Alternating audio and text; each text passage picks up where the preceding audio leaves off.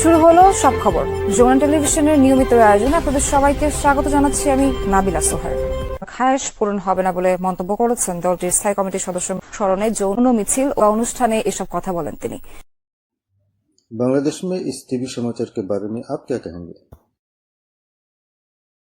ऐसे कहानियों के लिए पाकिस्तान जिम्मेदार है। এসব মিছিল আমি ইরানে হতে দেখেছি।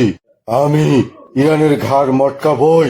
I think it's a Chinese and Russian joint conspiracy. মানুষের জৈবিক চাহিদা মেটানোর জন্য এমন মিছিল হতেই পারে। আপনি যে দেশের কথা বলছেন সেখানে ওপেন সেক্স নেই, তাই এমন মিছিল হতে পারে। এই টিভি নিউজের বিষয়ে আপনার মতামত কি? দেখুন, জৈবিক চাহিদার বিষয়টা মানুষ কখনো ইগনোর করতে পারে না, তাই কেউ কেউ কখনো কখনো এটাকে টাকা উপার্জনের পথ হিসেবেও দেখে।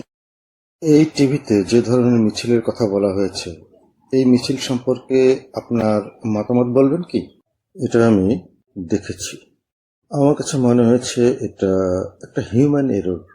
তারা সোশ্যাল মিডিয়ায় আপলোড করার আগে এটা এডিট করতে পারত।